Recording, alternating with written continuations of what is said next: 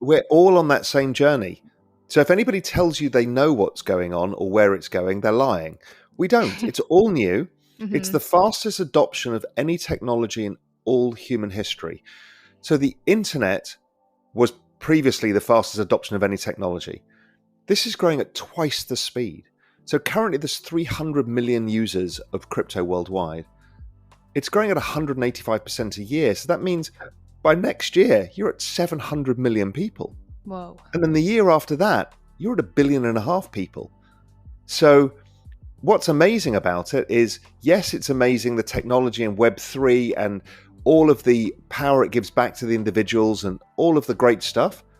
But the big difference here is by owning the tokens, you're being part of the network as well. So you can not only get the benefits of this new system in a social sense, but you get it in an economic sense too, because it goes up in value. It's like finding Facebook back in 2010 and being given shares in Facebook that everybody who used Facebook had shares. It would have made everybody rich. Mm-hmm. This is what this is doing, because you get the utility of all of this and you get the financial benefits.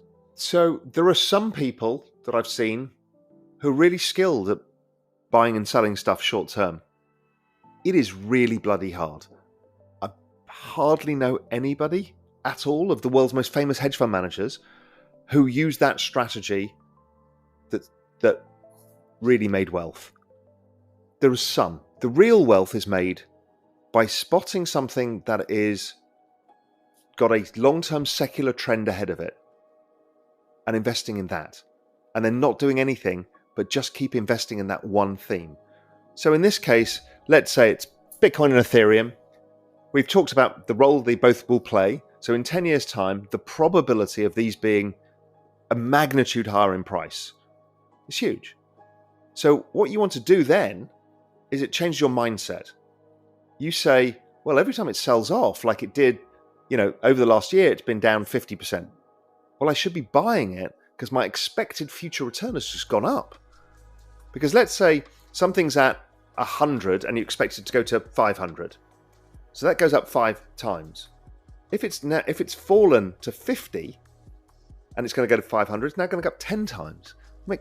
You make double the amount of money. So you should be really happy to see these sell-offs over time, because it means you can buy more cheap stuff and gives you a higher return for the future. And that's why dollar cost averaging takes the stress of trading away and just says every month or every week or every quarter, I'm going to stick some money in and I don't care where the price is, and I might rush my buys if I think it's really fallen or add a bit extra because it's a good opportunity. But you just look at the long-term trend, and the way to look at these things, because if you look at the long-term trend on any normal chart, you go to TradingView or something, they all look like this. So it's not easy to look at. Use what's called a logarithmic trend, where it changes the scale, and then you can see these beautiful long trends emerge. And Bitcoin fit perfectly. Amazon was the same. Google was the same. They're all the same.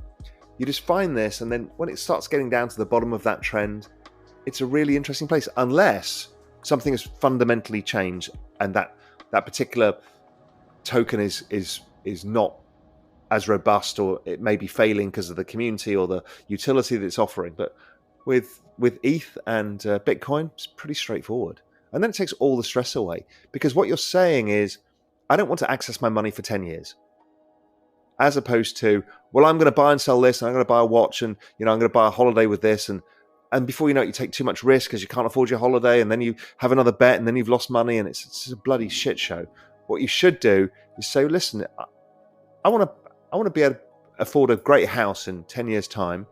So my route to this is by investing in these cryptocurrencies, and I'll just do it over time, and I won't even look at how much my money goes up and down.